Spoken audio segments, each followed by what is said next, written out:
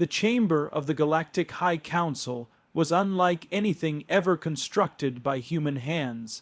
Suspended within the crystalline core of a Dyson ring around the star Kyrtha, it pulsed with slow, alien intelligence. 12 species sat in a crescent arc of floating thrones, each one older than human civilization itself. They had judged solar empires and punished warlords who played with time. Today, they convened to judge a human. Her name was Commander Evelyn Cross, and she stood alone in the circle of truthlight, a narrow beam that bared not only one's form, but one's neural honesty. Most beings flinched beneath it. Evelyn did not. She stood like stone. 1,000 delegates filled the void space gallery, their thoughts buzzing across psychic threads. The accusation was clear. Commander Cross had defied direct orders from the Council and caused the death of nearly 10 billion inhabitants of Carthon Roman IV by refusing to intervene in an escalating planetary war. The prosecution, an Olari named Zeftuns, spoke with the cold calm of a species that had lived through the death of galaxies. The human was given authority. She was expected to act in preservation of sentient life. She did not. Her inaction caused annihilation. The law is unambiguous. Failure to prevent mass death when capable is guilt. Delegates murmured. On most worlds that law had prevented horrors. It made leaders act. But here it hung like a noose over the lone earth. Born officer, Evelyn raised her eyes, steady and unafraid. "You speak of law," she said. "But not of truth." Laughter rippled from some corners. Others were silent. A young species challenging the oldest legal codex in the galaxy. Arrogance, but Evelyn pressed on. "You asked me to intervene," she said, voice iron. "But not to understand. You ordered action without context. The conflict on Carthon Roman IV was not genocide. It was revolution. A caste system held power for 10,000 years. Billions fought not to die, but to live differently." Her voice echoed in the chamber. Council members blinked. Zeftun narrowed his eye stalks. "You speak like a philosopher, not a soldier." He said, "I am both," she replied, "because I am human." A wave of tension passed through the assembly. Evelyn's next words were soft, but carried through the deep acoustics of the chamber like thunder. "You think of us as new, naive, reckless, but we have centuries of history drenched in blood and judgment. We've built nations, burned them, and rebuilt them again with better laws. We learned the hard way. Sometimes intervention is tyranny in disguise. I chose not to become a tyrant." She turned slowly to face each member of the council. "If your law commands me to crush a people to protect another, without understanding, without consent, then your law is flawed, not I." A silence fell so deep it seemed to stretch time. One of the eldest beings, the Solari arbiter with skin like living glass, finally spoke. "And what of consequences?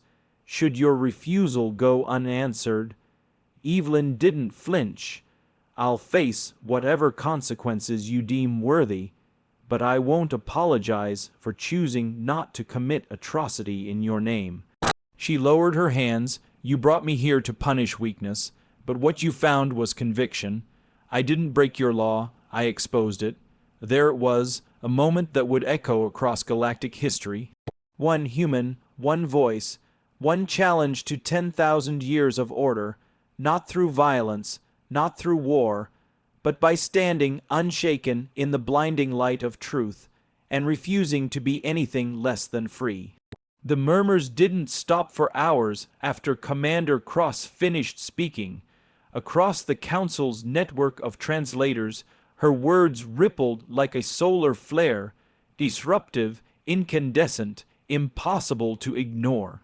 She had done more than mount a defense. She had launched a philosophical assault on the very foundation of interstellar law. But it was what she said next, during the second session, that truly unsettled the elder species.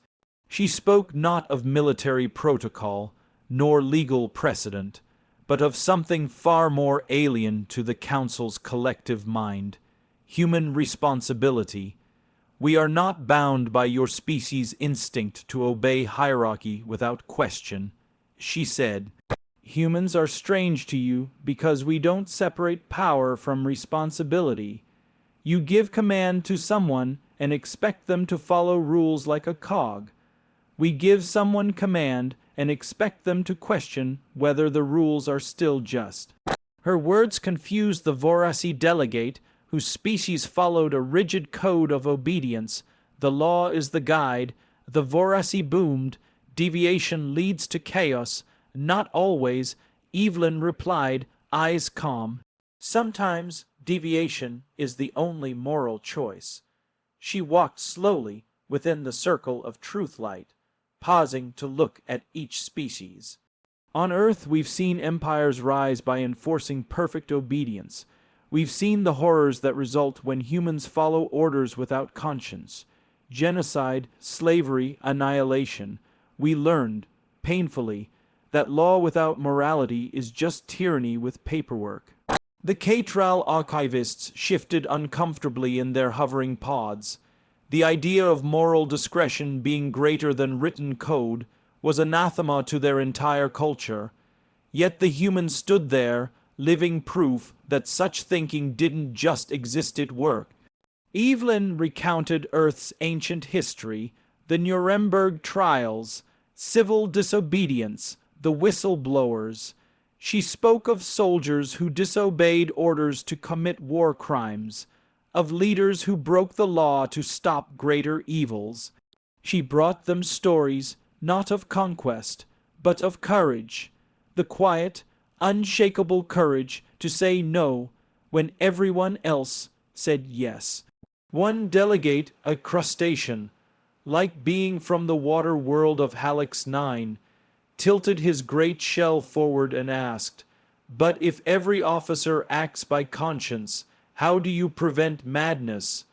What if one's morality becomes another's evil?" Evelyn nodded. "That is the burden we carry, the terrible freedom of sentience. There's no perfect answer, but responsibility means standing behind our choices, not hiding behind codes when they go wrong.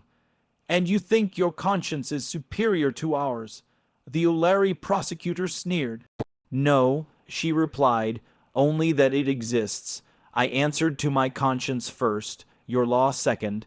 That's what makes me human. That's what makes us dangerous to tyrants, but essential to justice." There it was again, Ruth laid bare without bravado. The honesty of a species that had burned itself countless times and still walked back into the fire to find a better path. In that chamber, something began to shift. A few of the younger species began sharing glances, murmuring through private psychic links. The rigidity of law had always protected them, preserved stability, but now, confronted with a species that had evolved not in spite of chaos, but because of it, they began to see law not as the end, but as the beginning of something deeper.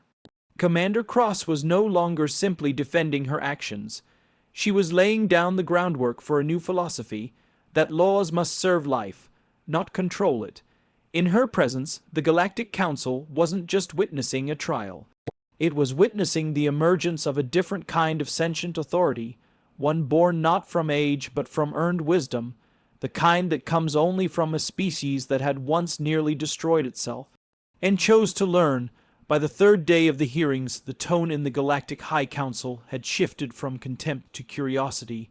They no longer regarded Commander Evelyn Cross as a criminal on trial, but as an anomaly, one who might change the very blueprint of how interstellar law functioned.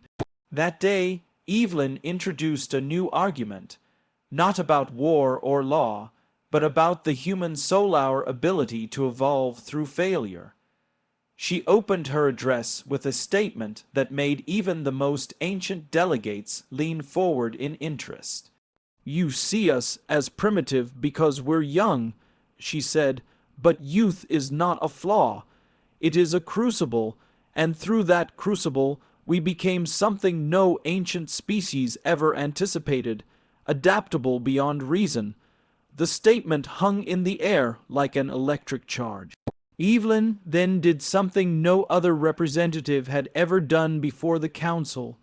She told a story, not of starships or battles, but of a single human life.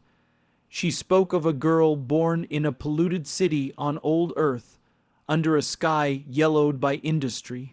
This girl grew up poor, afraid, surrounded by violence and apathy, but she survived, she learned. She read stolen books under flickering streetlights, joined rescue groups as a teenager, and eventually joined the Terran Peace Corps. That girl, Evelyn revealed, was herself. I was raised in the ashes of our mistakes. She said, every breath I took reminded me of what we had done wrong, and yet I wasn't broken by it. I was shaped by it, because that's what humans do. We fail, we burn, and then we rebuild stronger. The council was stunned. On most worlds, failure was seen as shame. On some, it meant exile, but Evelyn celebrated it. She worshipped the idea of growth through adversity. Your species became strong by refining perfection. She continued, turning toward the crystalline forms of the Tarashi elders. We became strong by surviving imperfection. You conquered the stars because you were designed for it. We reached them because we refused to accept that we couldn't. She displayed holograms of Earth's early colonization efforts. Ships barely held together, settlers growing food in vacuum tents, children being born on worlds with half a breathable atmosphere. Where others required ideal conditions to flourish, we made our conditions ideal through sheer force of will. That's why our kind now lives on over 100 planets, not because it was easy, but because we are impossible to break. A murmur rippled through the chamber. Some were appalled, others enthralled, but none could ignore the implications. Humanity had not just survived on its homeworld. It had refused extinction more times than any rational species would deem possible. Nuclear war, climate collapse, resource scarcity, global pandemics, humans had faced them all and kept going. Your civilizations are ancient, Evelyn said, her voice steady. But age is not wisdom. You've forgotten how to suffer, forgotten what it means to struggle and learn from it. We remember, it's carved into every generation. A Ureli scholar, a being that resembled a coiled ribbon of fire, floated forward.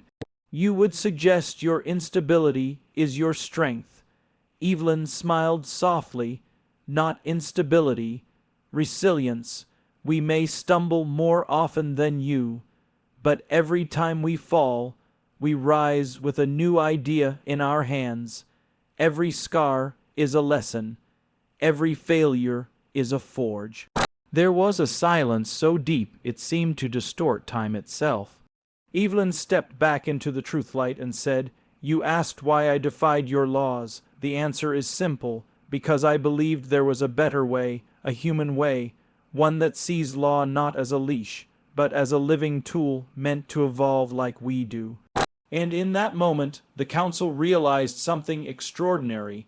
They weren't judging a mistake. They were witnessing the birth of a new kind of leadership, one forged in fire, but tempered with hope. And that kind of leadership, they would come to understand, was far more dangerous and far more necessary than anything they'd ever known. The session chamber was quieter than usual on the fourth day. Even the ever-buzzing Vasari hive mind refrained from their ambient hum, choosing instead to listen.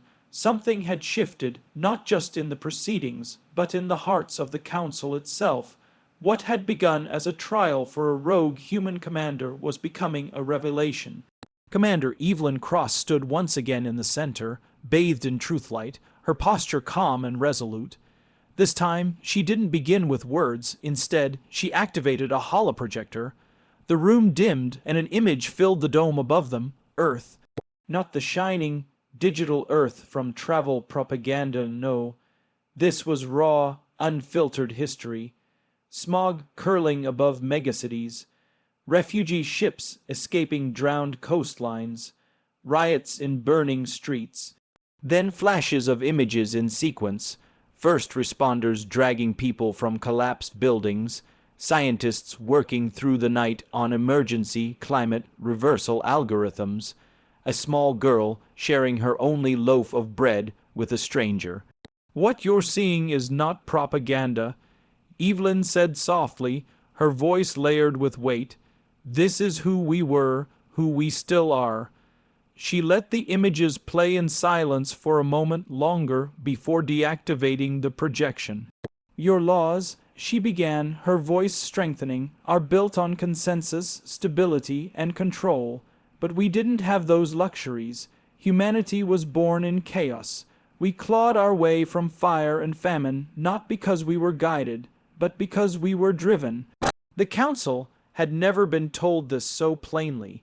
Many had assumed humans, like most uplifted species, were carefully steered through their evolutionary trauma by benevolent hands. But Evelyn was making it clear, no one saved humanity but themselves. "You label us unpredictable," she continued, "and you're not wrong. But what you call unpredictability is just creativity under pressure. It's the only reason we survived a dozen near-extinction events before we ever left our solar system." She walked slowly, her steps deliberate. "Do you want to know why I disobeyed your command to stand down during the Korath slave raid? Why I violated Article 17 of the Contact Ethics Treaty?" The Cerulean magistrate flickered irritably. "Yes, that is the purpose of this inquiry.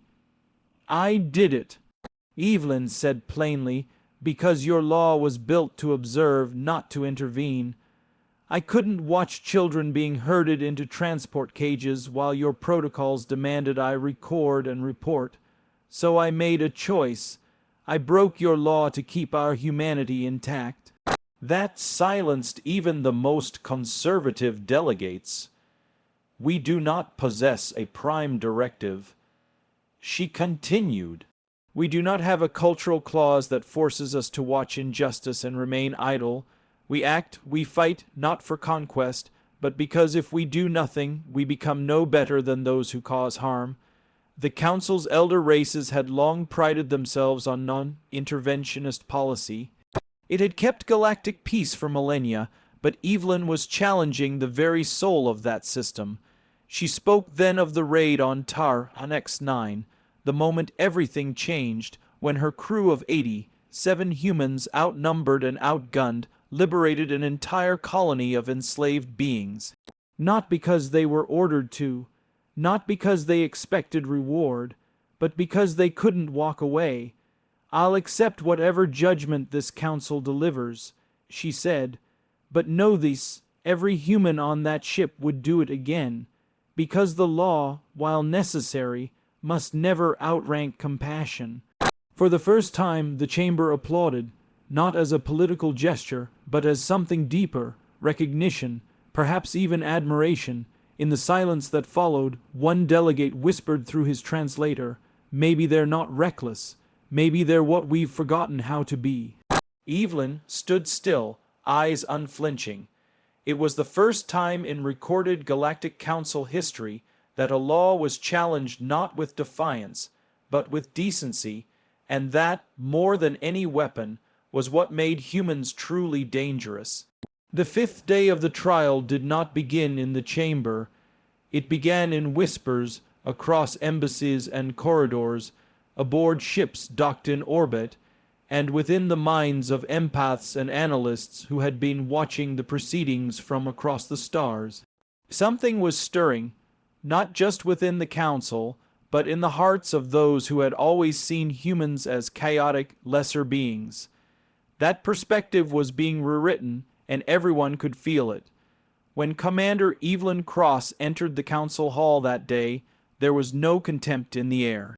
Only silence, curiosity, anticipation. This time she brought no visual aids, no shocking revelations, just a folded piece of cloth, tattered, stained, and burned along the edges. She placed it on the center pedestal beneath the truth light. The room leaned in. This, she said, was our flag, recovered from the wreckage of the Resolute Dawn, one of the first Terran ships to respond to the Sithrex incursion. The crew numbered 80, human and non-human. Only 9 survived. She paused, letting the weight of that number sink in. They died in violation of your defensive neutrality statutes. They died because we made the decision to defend not our territory, but a Sithrex border colony that begged for aid while the rest of the galaxy stayed silent. A few counselors shifted uncomfortably. The Sithrex were not an easy peoples, xenophobic, proud, notoriously unwilling to ask for help. That they had asked humanity said more than any report could. I'm not here to glorify death, Evelyn continued. We don't worship martyrs, but I will tell you what those 80 humans did with their final hours. She told the story slowly, deliberately, how the crew, knowing they were outgunned, remained in orbit to buy time for planetary evacuation. How they sent down medics and engineers instead of troops. How the captain rerouted power from the weapons systems to shield a refugee convoy trying to escape the blast zone. And when the ship was crippled and its systems failing, they didn't flee. They locked into geosynchronous orbit and used their last reserves of energy to broadcast distress calls, not just in human frequencies, but in every known dialect of the Sithrex language, repeating one phrase, "We stand with you." She held up the flag again. This was recovered from the bridge, blood, soaked, fire, damaged, carried out by the last surviving engineer as he crawled through irradiated corridors, not because it was a symbol, but because to him it was a promise. Evelyn turned slowly to face the room. You call us unpredictable, dangerous, primitive, but I say this. There is nothing more dangerous than a species that chooses to fight not for conquest, but for others, a species willing to sacrifice without reward, to bleed without borders, to die for people who aren't their own. For a long moment, no one spoke. Then, a member of the Dayari Collective, a species known for its strict adherence to cost, benefit logic, asked, why would a logical species choose to die for strangers? Evelyn answered without hesitation. Because logic alone doesn't build a just galaxy, empathy does, sacrifice does, and maybe love does. That's the part of us you don't understand. That's the part of us that terrifies you. She stepped back from the truth light. Galactic law was written to preserve order, but maybe it's time we started writing laws that preserve hope, not just survival, but solidarity, because if the stars are to belong to all of us, then so must our courage. Silence followed her words, then a slow, rising sound. One by one, representatives stood in solemn acknowledgement, not just of the sacrifice made, but of the truth behind it. That was the moment when the Council no longer saw humans as disruptors. They saw them as something far more powerful. Catalysts, the 6th day was never supposed to happen. By standard Council protocol, a trial of this nature should have concluded on the 5th. Verdict given, judgment passed, but something had changed. The usual rhythm of bureaucracy had faltered, fractured by the testimony of one human and the echo of her people's choices. Now, the Council wasn't seeking punishment. It was seeking understanding. So, for the first time in Galactic Council history, the 6th day was not about guilt or innocence. It was about integration. Commander Evelyn Cross stood not as a defendant, but as an invited speaker. And behind her, standing in rows along the chamber wall, were others, not just humans, but those who had fought beside them. A Sithrex physician, a Dayari analyst, a Joran combat pilot whose people had once called humanity dangerously volatile. They were silent, not because they were muzzled, but because they had already spoken simply by being there. Evelyn stepped forward, no longer beneath the accusatory beam of truth light, but beside it. I was born into a world rebuilding itself from its own ashes, she said quietly. I've seen cities flood and burn. I've seen war, starvation, collapse. And yet I've also seen people stand in the rubble, plant flags, and say, "We're still here. That's what it means to be human. We don't endure because we're strong. We endure because we refuse to stop trying." A quiet murmur rippled through the chamber. The truth of that statement resonated deeper than any calculated argument. She continued, "I've read your laws, every one of them, from the core species accord to the mutual non-interference pact, and I understand why they were created, to prevent another spiral into galactic war. But you've bound yourselves so tightly with rules that you've lost the very thing those rules were meant to protect, life." Evelyn gestured to the individuals behind her. "These beings, these friends, are alive today because my crew broke your laws. We were not reckless, we were human, and being human means refusing to stand idle when others suffer." The Cerulean elder, whose kind had authored the original non-intervention doctrine, looked up with eyes that shimmered faintly with layered memories. "You speak of rewriting law," he said. "You understand that such a thing has not been done in over 6 millennia. Evelyn nodded. "And that's the problem. Law should not be written in stone. It should be written in flesh, in the hearts and lives it is meant to serve. If it no longer protects the innocent, then it's not law. It's just tradition with a badge." The silence that followed was not awkward, but reverent. Then something happened that no one expected. A Joran warrior, easily 8 feet tall and clad in ritual armor, stepped forward from the observers.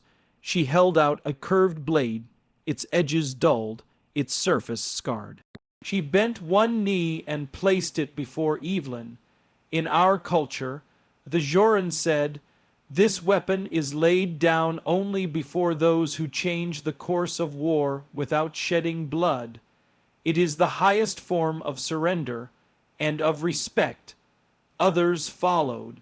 A Sithrex healer offered a vial of neural resin. A Visari drone emitted a pulse. Song of Peace echoed by others across the chamber. And then, one by one, counselors stood, not to vote, but to honor. On that day, the council didn't just acquit a human.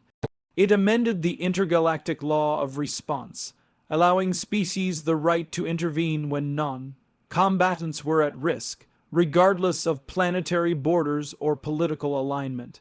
It became known as the Cross Doctrine, not because of Evelyn's defiance, but because of her humanity.